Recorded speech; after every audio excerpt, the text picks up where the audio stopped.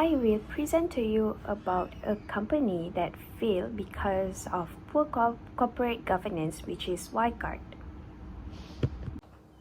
Hi, my name is Nur Aina binti Zulhakim and my student ID number is 2022987865. I'm from group KBA 24236. This video, I will explain about background of the corporation before failure, the condition of corporation corporate governance that leads to its failure, and also the form of failure experienced by the corporation. So now let's see the background of the corporation. So, for the first, I will explain to you about the background of the corporation before failure.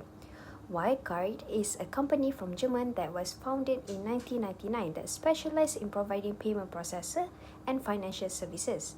Wirecard was an international supplier of electronic payment and risk management services. Wirecard offered products and services in the area of mobile payments, e-commerce, digitization, and finance technology.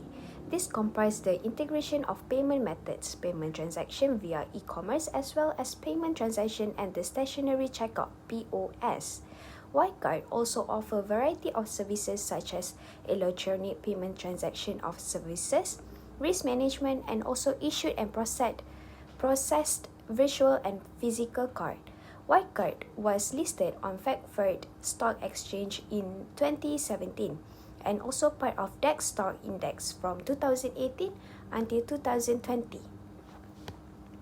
So now let's dive into the CEO of the company, which is Marcus Brown.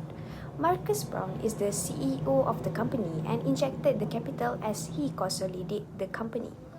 He focused the business model on providing internet payment services. Marcus Brown was born in 1969, is an Australian tech investor and digital entrepreneur. From January 2002 until he resigned and arrested in June 2020, he was the CEO and CTO at the now insolvent payment processor.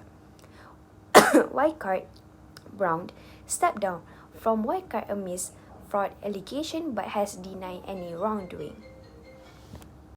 Okay, next, into the condition of corporation corporate governance that leads to its failure.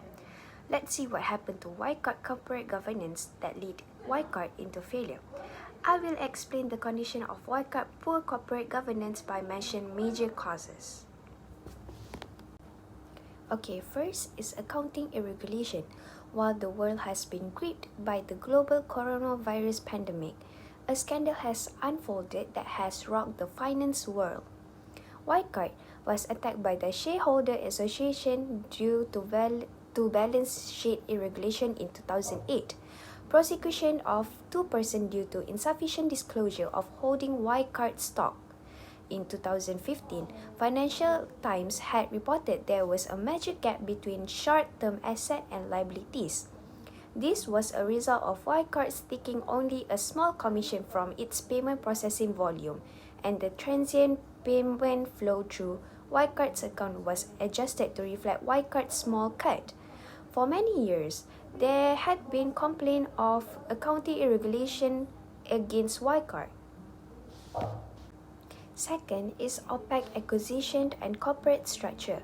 Critics point to Wirecard's global acquisition as a means to mask trouble with organic growth by adding revenues from external sources, a tactic referred to as a roll-up. Early criticism were directed towards Wirecard purchaser of smaller businesses at significantly above market value. In 2015, Wirecard purchased an Indian payment group for $340 million, despite the founders of those businesses failing to raise funding, while valuing their key asset at $46 million. Wirecard responded to the report by claiming that its payment technology was superior and arguing that the rapid growth of the cashless fintech industry justified such valuation. Third, aggressive attack on critics. Wirecard has a pattern of unusual aggressive tactic towards those who raise questions about the company's business operation or accounting. In 2019, the company hired former head of Libyan Foreign Intelligence Remy to conduct sting operation against journalists and public short seller. Albeit presented evidence that the Financial Times colluded with short sellers, which the newspaper rejected after an investigation by an external law firm. There are other wildcard scandals that leads to its failure, such as artificial inflation of profit, third-party acquirers, auditing and regulatory failure, role of sell-side analysts, and also whistleblower.